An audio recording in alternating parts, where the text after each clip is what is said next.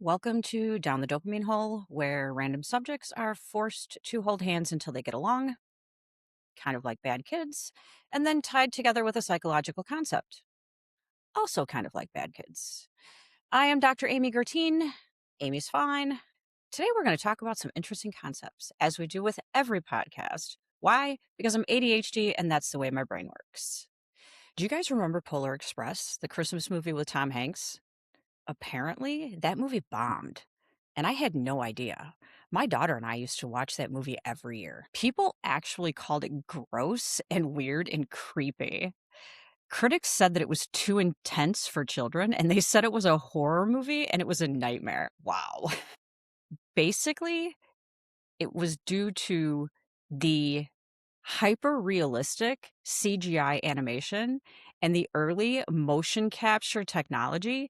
And the combination of those two things made it a little too realistic, but yet not quite human enough to be human. And the facial expressions and the movements, they were just off enough that some people found it really disturbing. I didn't mind it, but apparently a lot of people did. We've all played with dolls, some of them really realistic.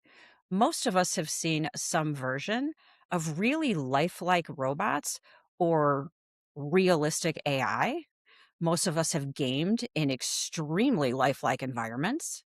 And I don't know if you guys remember Asimo, but Asimo was Honda's first upright robot, and he was really adorable. I remember videos of watching Asimo play soccer.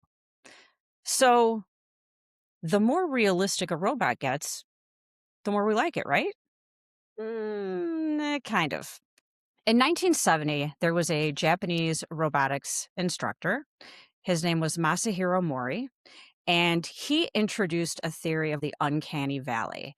And he basically said that we tend to like robots the more human like they become, to a point. He said there comes a point when their realness or their physical likeness to humans becomes really kind of eerie. They become almost human like, but they're not quite human. And it makes people really uncomfortable. And because of that, how much we like them drops significantly. And they become downright creepy or eerie. And some people actually see them as scary. So the reason for this is because they are really close to human, but their imperfections are noticeable. It's kind of like looking at somebody that's supposed to be human, but they're a little off. And our brain picks up on that, and our brain does not like it at all. Our affinity for them drops, our empathy for them drops, and how much we want to look at them or how much we want to interact with them drops dramatically, just like in the Polar Express. There's other movies that are often cited as examples of the uncanny valley. The Hulk in 2003, Monster House in 2006, Beowulf in 2007, Alice in Wonderland in 2011, and Sonic the Hedgehog in 2020. Cats in 2019 was another example. People reported that they not only found it creepy, but they had nightmares. The facial features and the movements in cats was just a little off, and it was a little too human like, but not quite human. And that was the problem. So, for a play that was a wonderful play, because you knew that they were humans that were playing cats, but when you look at the movie, it's just different. And there's just something that's a little bit off in the human characters. And yeah, Uncanny Valley, people did not like it. And I can understand why. In Shrek, beloved Shrek, most of us loved Shrek. They actually did focus groups with kids prior to releasing Shrek. And Princess Fiona was actually drawn so realistically that she scared kids. Like, kids cried. And they actually had to redraw her to make her a little bit more cartoon-like so that kids wouldn't be scared of her. When they redrew her and then did more focus groups, kids loved her. But when she was just a little too human-like, didn't work. Again, example of the uncanny valley. So, for those of you that are just listening as opposed to watching, I'm going to try to explain the diagram that I'm showing, which is the diagram of the uncanny valley. Basically, there's a gradual slope upward. It shows our affinity for different entities that are mechanical. At the beginning of the slope would be things like R2D2 or Wally, for example. And then as you go up further, you will see maybe a toy robot that's humanoid, but it's still a toy robot. And then as you get toward the top of that slope, you would get like C3PO. But then there comes a point where there's a steep drop off to that slope, almost a cliff face deep drop off. And going in that downslope, you're going to get really realistic robots and very realistic holographic AI. And then at the very, very bottom of that downward slope, you're going to get corpses and zombies, things that are human like or human, but that are what we consider the worst of humanity. And then there's going to be another gradual upslope, which is going to be things that we see as human like that are not mechanical.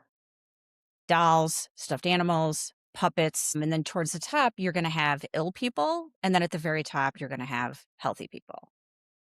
That very bottom, where that slope goes down and then starts to go back up, it looks like a U or it looks like a valley. And that is the uncanny valley. I am posting a link to the uncanny valley so that if anybody wants to look at it, you can.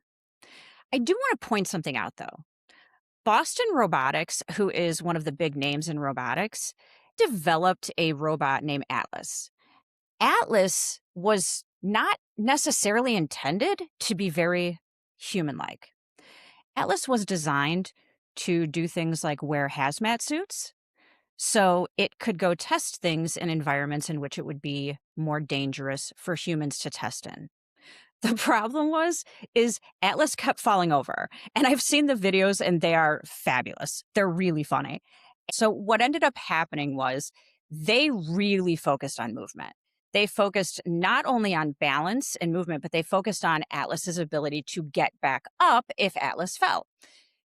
But I want you to understand something, that Boston Robotics was not focusing on trying to develop any type of a robot that could at any point help the average human.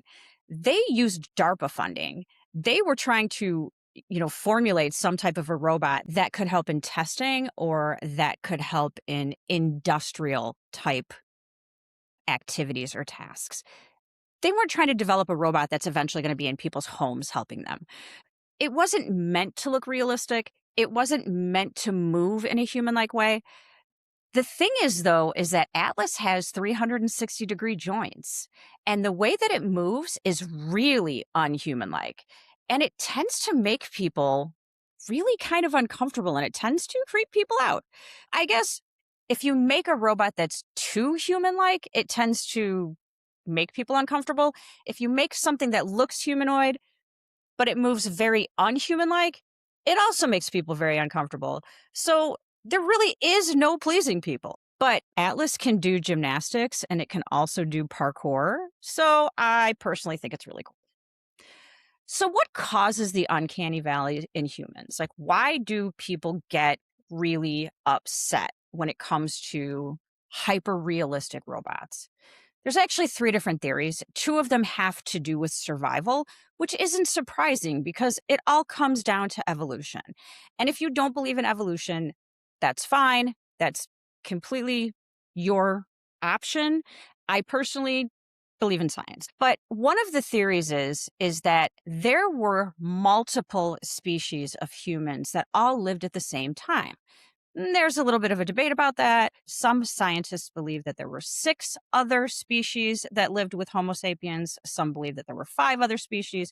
Regardless, multiple species of other humans lived with Homo sapiens. And there were differences between them, but sometimes the differences weren't always very evident. One of the ways that we survived and the other species didn't is we had to learn how to detect slight variances just by looking at another person quickly. We had to be able to detect those slight variances in things like facial structure or facial expression or the way that the body moved. And by allowing us to be able to do that, we then were able to determine friend or foe very quickly. So when it came down to a fight for resources, we could determine whether or not we were going to fight for a resource for our own kind or if we were going to allow that person to have access to that resource. I'm going to show you a couple of pictures, which is the very last, the very end of the Neanderthals versus the very beginning of Homo sapiens. And as you can see from the pictures, and for those of you that are just listening, the very end of the Neanderthals and the very beginning of Homo sapiens, there's very little difference between the two. You can understand the importance of being able to pick out those very, very subtle differences. That learned ability to be able to differentiate tiny differences between our species and other species is one of the reasons why hyper-realistic robots make us very uncomfortable. When it's very different than us, they're not a threat. We know that they're not a human species. It doesn't bother us. We know that there's no fight for resources. But the closer they get to human-like, the more it kicks out that kind of almost evolutionary behavior of they become more and more threatening to us because they're more and more like us. That's one of the theories. A second theory is called the pathogen avoidance hypothesis. And it basically, again, is an evolutionary theory that states that we learned how to detect illness or disease in other people based on physical characteristics. Research has shown that some of the biggest ways that we're able to tell if another person is ill or has a disease is by facial features, by skin tone, and by body movements. So, in general, it's things like differences in the eyes. So, the eyes might be sunken, the eyes might be red, the eyes tend to not be as bright. The lips tend to be more slack. The facial expression tends to be more pained. So the eyes tend to be off. The mouth tends to be off. The facial expressions just tend to be a little bit off. Skin tone tends to be paler in people who are ill or have disease, and their body movements tend to be slower or more jerky. And if you think about it, that's everything that robots have. Robotics has not been able to get eyes right. Their eyes are just off. They're not human like. In general, when they do androids or super realistic robots, their skin tone tends to be white or silver. Even when they do flesh tone, it's again not entirely accurate, or sometimes when they do flesh tone, and I don't know why they do this, but the back of the skull is open and it's really reminiscent of being able to see into the back of somebody's skull. Even if the robot doesn't have a human brain, it's a little disconcerting to think about being able to see into the back of somebody's skull. Yes, some robots have hair, but again, it's a little bit off. And of course, their body movements aren't the same. It's very difficult to make a robot that can move and balance and just have that fluidity of human movement. The third theory is something that's called the cognitive dissonance theory, but I am going to come back to that at the end. I saw something recently in which someone was talking about watching a movie that was a good example of the uncanny valley, and it freaked them out so bad that they had to turn the movie off and they couldn't finish watching it. It started me thinking, why are some people more sensitive to the uncanny valley than other people? I can look at it and I understand why it creeps people out, and I understand why it makes people uneasy because it makes me feel that way too. But if I see it, I don't have to turn a movie off. I mean, obviously, I watch the Polar Express every year. Why is it that some people can't watch something, or it upsets people so much that they can't even look at it? So, of course, I had to go down that little dopamine hole, and I had to do a little bit of research and find out what makes some people more sensitive to the uncanny valley than others. And there are some traits that make people more likely to be upset by the uncanny valley, or more likely to be upset by hyper-realistic robots than other people. If you have any of these traits, you may be more upset by seeing super hyper realistic robots. One is perfectionism. People that are perfectionistic tend to not only be more concerned with making mistakes, but they tend to be more likely to notice mistakes. And they tend to be more upset with mistakes. And hyper realistic faces that aren't quite human are often perceived in the same way as mistakes are. So for somebody that's perfectionistic, that's probably going to be more upsetting than somebody who's not perfectionistic. Another trait is people with high anxiety. Research shows that more realistic robots tend to elicit higher levels of eeriness, fear, and or disgust. And people with anxiety, we know have higher levels of fear. So if you have anxiety, chances are that's going to bother you a little bit more. People that are very highly sensitive to the feelings of other people, if you are able to notice other people's feelings, especially changes in other people's feelings, you're probably more likely to experience the uncanny valley than other people. And this has to do with being very hyper aware of your surroundings due to looking for potential threats.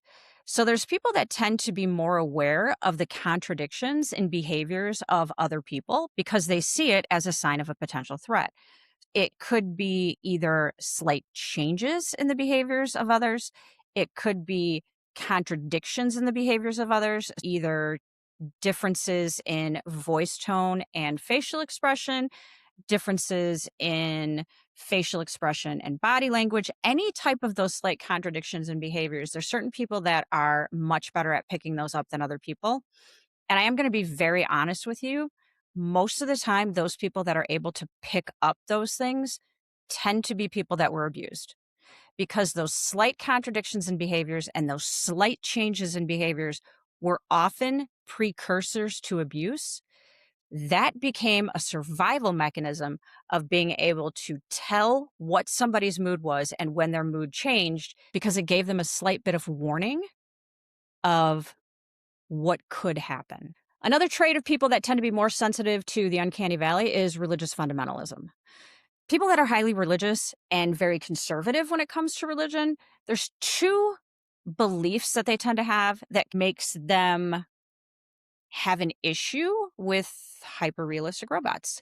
One is that there is a belief that humanity is separate from all other creatures on earth, and that comes from the Bible.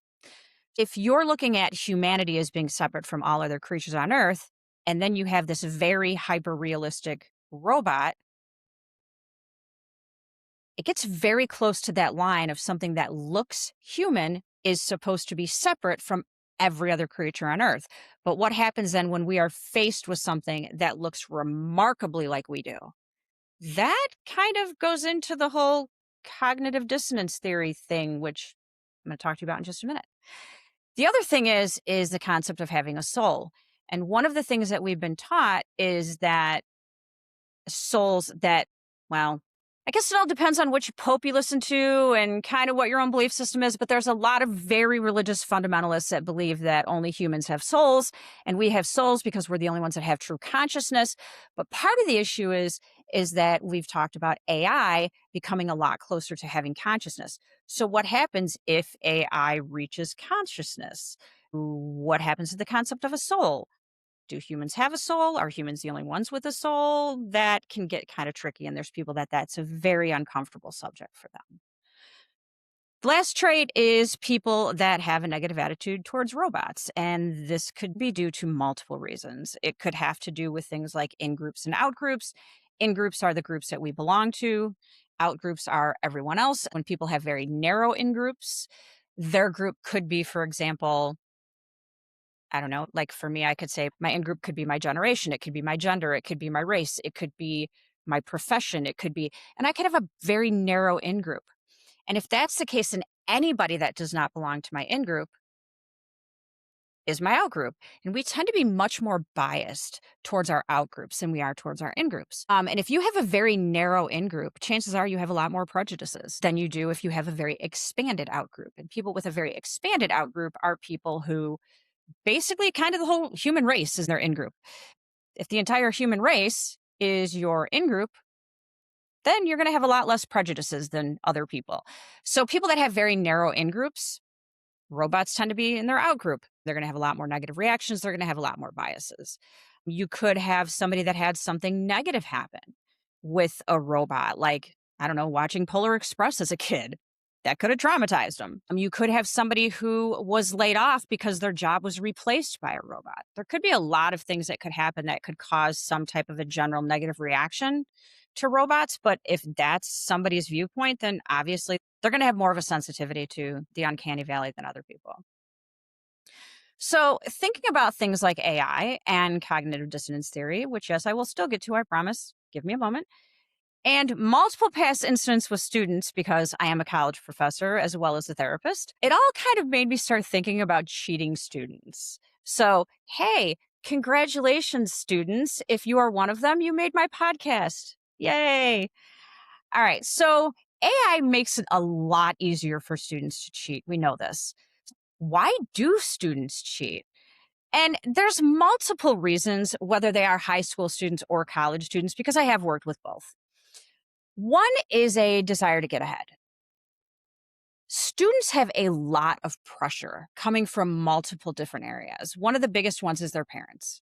They have a lot of pressure from their parents. Students are basically told your success, especially in high school and like early in college, the success that you have right now is pretty much going to determine the entire rest of your life. If you fail right now, you're going to be a failure for the entire rest of your life, which is one of the most awful things that you could ever tell a child or a young adult, because it's completely not true. They put so much pressure on themselves and they get so much pressure from their parents, but also they have competition with their peers because of this. They think, I have to do well, I have to do better. What happens if they're having problems with time management, or they're having problems getting things done, or there's something that they don't understand? It's so much easier for them to just turn to AI. You have to think about what people see in their everyday lives. They see cheating every day when it comes to famous people, when it comes to athletes, when it comes to politicians. And not only do these people really not get massive negative consequences for it, but a lot of them get rewarded for it. Lance Armstrong, after paying fines and having his title stripped, which you would think would be this horribly, massively bad thing, he's still worth over $50 million. Younger people look at it and they go, I mean, yeah, the guy had his title stripped, but he's still rich. Like, okay. All right. Even after he cheated on his wife, Bill Clinton not only remained president, but his wife stayed married to him. Tiger Woods, for example, he had over a dozen mistresses. He left golf. His wife left him, but he came back to golf and he has a net worth of $1.3 billion with a B. And then, of course, we have a guy who was convicted of 34 felonies and got elected president. What are these kids supposed to think when this is the stuff that they see every day? Are they supposed to think that cheating on a paper is the worst thing that they could do? Absolutely not. Then they also have to look at what's going on around them, and they look at the fact that their peers are cheating, and they know that their peers are cheating. They also do a cost benefits analysis, which we all do when we try to decide whether or not to do something. They're going to look at what happens if I get caught versus what can I get out of this. The cost of this is, if I get caught, if they're in high school, they're probably going to have to redo an assignment.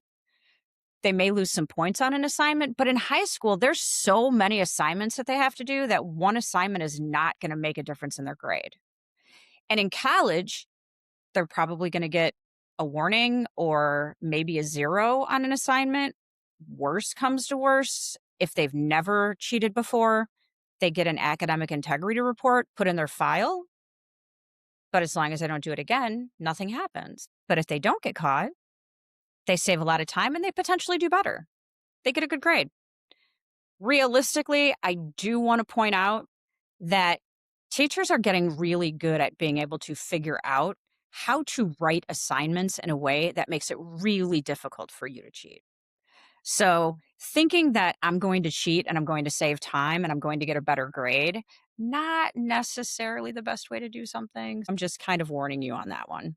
Another reason why students cheat is because they're not being taught how to do research or how to critically think.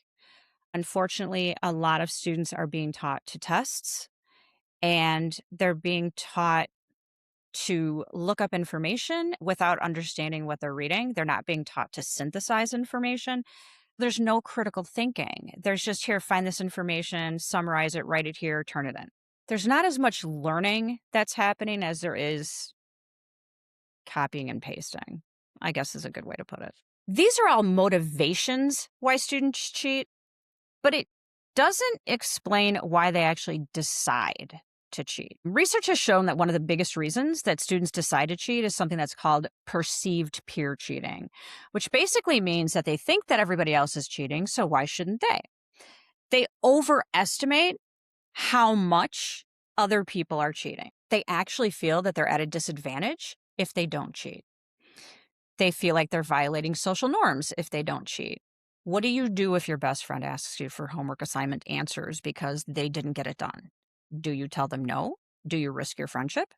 Do you risk being excluded by your friend? Do you risk, your friend being mad at you, your friend giving you the silent treatment? Do you risk social pain over an assignment?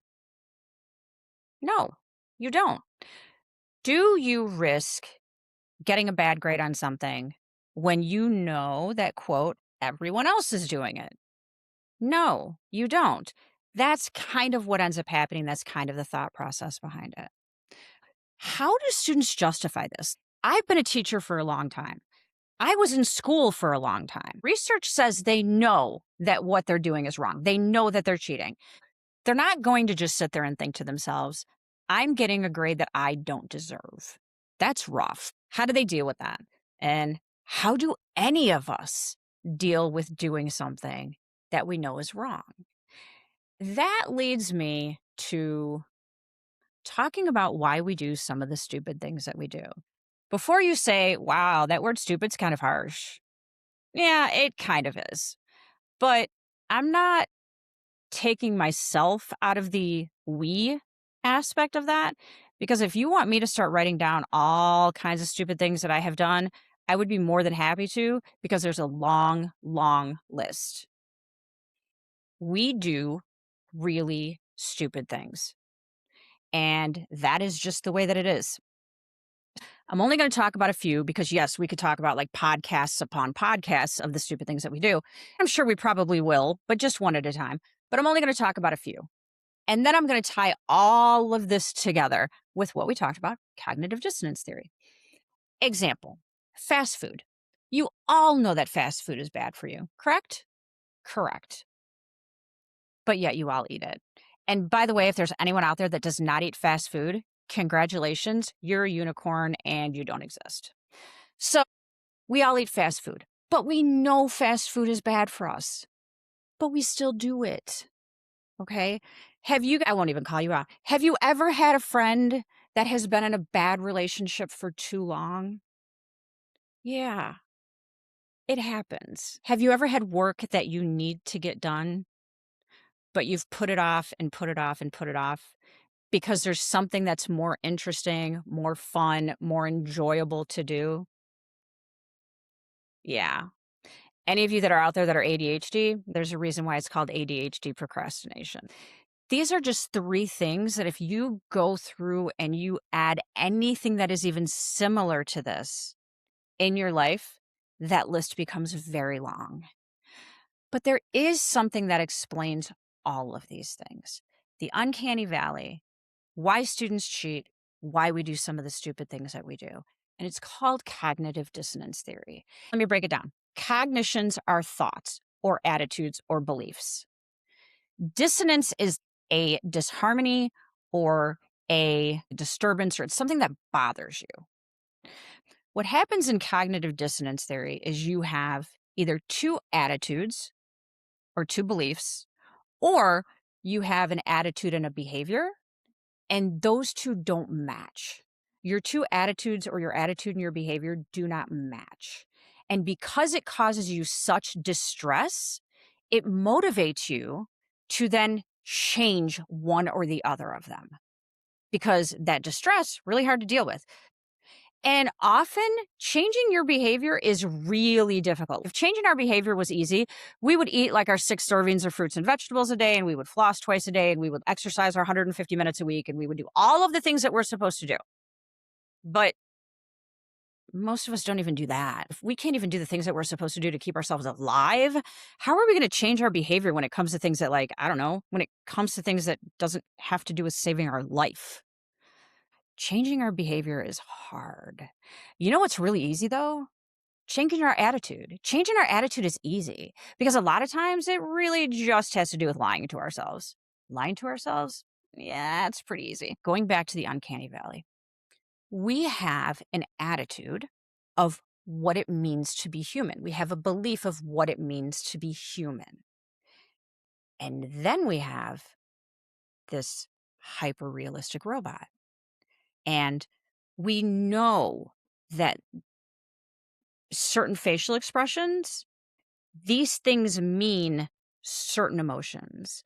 We know that certain words or certain tones of voice are supposed to represent these emotions. So we know that a certain look, certain facial expressions, certain words, we know that this represents humanity. What happens then when something gets to be too human like, at least in terms of physical appearance or in terms of facial expressions, but they're not quite there, but they become so human like, but we understand that it's not human. It's almost there. And it's almost human like for our brain to sit there and say, this is a human, or at least really close. But yet our brain also says, we know that this is not a human. This does not have feelings. This is displaying all the hallmarks of feelings, but this is not an entity with feelings. That is what causes cognitive dissonance. That is what causes our distress. And so we have to change something. What happens a lot of times then is people will start to develop that negative attitude or that negative affinity for those hyper realistic robots. And that's why we don't like them. When it comes to students cheating, how do they deal with that? Well, it's pretty easy. It's not a big deal. It's only one paper. It's not really that big deal because everybody's doing it. So if everybody's doing it, then it's not like anybody really has an advantage. I know that it's not good for me to do this, but it's better for me to do this than to lose my best friend. It's all of the justification that we do in order to make it okay. This isn't really a big deal because this is not really going to be important in my life. Is it really going to be important in my life for me to understand trigonometry? Not really. So it's not a big deal if I cheat on this homework assignment. So it's all of that kind of stuff. It's how do we end up dealing with, I know that behavior is wrong because it's cheating, but yet I'm engaging in this behavior. We either change the behavior, we stop cheating, which some people do, and good for them. A lot of people don't. If you're not going to change the behavior, you have to change your attitude. You have to convince yourself that cheating's not wrong. When it comes to why do we do what we do, so we know that fast food is bad for us, but we still eat it. We're not exactly sitting there like, nom, nom, nom, nom, nom, I'm killing myself. We either have to stop eating fast food or we have to convince ourselves that fast food isn't that bad for us. I don't eat it that often. I'm only eating a small fry. I'm drinking water. I'm not drinking pop. I'm drinking water. I'm going to work it off tomorrow. I don't know if anybody else has been saying that for like 20 years, but I'm going to work it off tomorrow. That relationship that you've been in for too long, here's the whole issue with that. Most people think that their time and their energy is valuable. If you leave that relationship, what are you saying about the time and the energy that you have put into that relationship? You're saying that it's wasted. So most people will stay in a relationship and waste more time and energy in a relationship just to prove that the time and the energy that they've already put into the relationship isn't wasted. I really hope that you understand how completely insane that is. You have to realize when something like that happens that the time and the energy that you put into any relationship is never wasted, because what you learn from every relationship that you have ever been in is invaluable. As for procrastinating and putting things off that you know you need to do and doing other things instead, realistically, a lot of this has to do with things like we generally always get our work done, and we know that, even if we have to do it last minute. And we tell ourselves things like, I work so much better under pressure. You do realize that nobody works better under pressure, right? Just because that's the only time when you can get yourself to do something doesn't mean that that's how you work better. People are like, I do everything better if I do it last minute. Nobody does anything better if they do it last minute, because the quality of your work is going to be worse. How well you're able to actually think is going to be worse. That might be the only time that you can get yourself to do it, but no one works better like that. And that is coming from somebody who's ADHD and does that. But we tell ourselves things like that so that we can make ourselves feel better about the fact that we are completely procrastinating. That is cognitive dissonance theory. Basically says that we have two attitudes or beliefs, or an attitude and a belief, that are different. And the distress that that causes us motivates us to change one or the other. The next time you see a super creepy robot and you feel super creeped out, I just want you to remind yourself that it's just because your brain is getting two messages that don't match. The next time you feel guilty about eating fast food, instead of trying to justify it, own it. You're eating fast food. You're doing something that's unhealthy. We all do it, but at least own it. At least say, yes, I understand that I am doing something unhealthy. I am going to do that every once in a while. But if you sit there and try to tell yourself that you're not, you're never going to stop doing things that are unhealthy. If you see your friend stay in that relationship for too long, remind your friend that they're not wasting time and energy if they leave that relationship, as long as they learn something from it. And when you're wasting time and telling yourself that it's fine because I work better under pressure, it's okay if you tell yourself, look, I am seriously burned out and I need a little self-care, and plan and schedule in when you're going to get that thing done. That's fine. There's nothing wrong with taking ownership of your behavior, even if your behavior is not the best behavior. Because if you don't take ownership, you're never going to change it, or you're never going to understand why you do what you do. I would not ever encourage you to do something unethical, like cheating, especially as a college professor. But I am going to tell you one thing. If you lie to yourself, you are disrespecting yourself. And cognitive dissonance theory tells you that if your attitude and your behavior do not match, that is going to cause you an immense amount of distress. So if you are behaving disrespectfully towards yourself, you cannot actually respect yourself. I just want you to remember that. That's all I have for today. I really, really appreciate that you spent your valuable time with me. My goal is to put out content every Sunday. If you liked what you saw or listened to, please subscribe, please like, please share this with all of your friends so that maybe someday I can make money off of this and then quit one of my jobs. And then I promise, if I do that, I will hire an editor or a producer or something, and this will be so much better. See, wouldn't that be great? If you subscribe, you'll be notified when new content comes out. If you are interested in any of the research for this podcast, it's linked below. It's also on the corresponding website, downthedopaminehole.com. I hope you learned something new today. I hope you enjoyed your time down the dopamine hole. Be safe, take care of yourself, be happy, and most importantly, keep it weird.